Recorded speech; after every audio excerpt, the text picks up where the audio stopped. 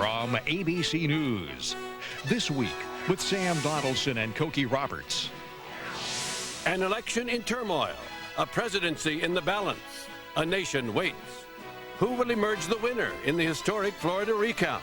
We'll get the latest and speak with the man leading George Bush's efforts there, former Secretary of State James Baker.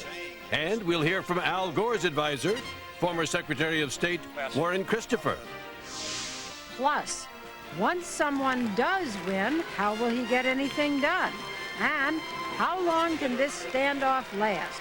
We'll ask two of Washington's most seasoned politicians, House Democratic leader Dick Gephardt and Bob Dole, former Senate Majority Leader. That's This Week with George Will and George Stephanopoulos. Now from Washington, Sam Donaldson. And from Tallahassee, Florida, Cokie Roberts.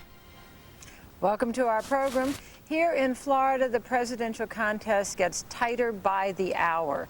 With the new counts going on, ABC News has an unofficial tally now that George Bush leads by 279 votes.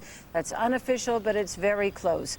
And last night, in the middle of the night in Palm Beach County, election officials decided to count all of the ballots by hand. That's more than 400,000 votes.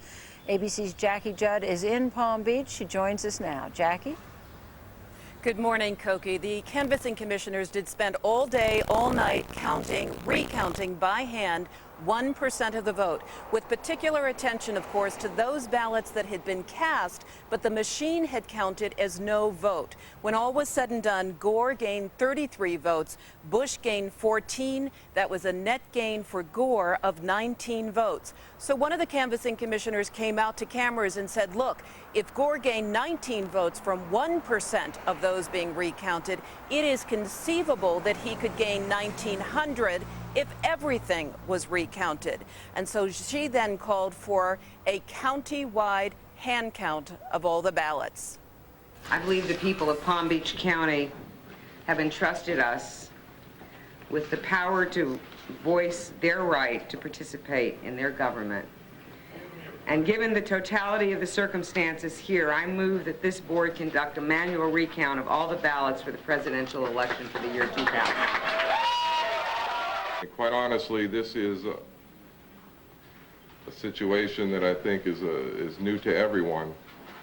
I believe we have the authority to request of the Secretary of State or Department of Elections an advisory opinion, and it would be my intent as chair to do that. Ultimately, there was some more debate. The commission did vote, though, 2-1 for that recount. Cokie? Jackie, how were those votes counted? Do you have an hour? I can explain it. It was pretty complicated. First, you have to know that the punch hole is called a chad. It is attached to the ballot by 4 threads. In the morning, the commissioners had decided that if it had been detached by only 1 thread, it would not be counted as a vote. 2 detachments, maybe. 3 definitely counted as a vote. At some point in the process, that was changed. And the commissioners decided that any chad that was detached to any degree would be counted as a vote. Now, there are 2 other strange-sounding categories that were not counted as votes. The first one is called the dimpled chad. That is that there is an indentation in the chad. The voter put some pressure on it, but didn't detach it at all from the ballot. Not counted. The final category is the pregnant chad. That is, the chad was pierced with a hole, but not detached at all. Those were not counted. Now, the Republicans here, Cokie, seized on all of this confusion. They said, see, we told you, this is a deeply flawed process. It must stop. But as we know, the county commissioners here have decided not to stop. They will go for a full recount beginning tomorrow. Well, it does sound quite interesting, Jackie. Thank you. And now to... As history unfolds, ABC News is there, morning till night, broadcast to broadcast.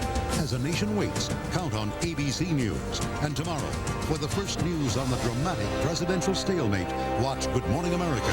Then World News Tonight with Peter Jennings, 2020 Downtown, and Nightline. Plus 24-hour coverage from abcnews.com. A nation waits, and ABC News is there.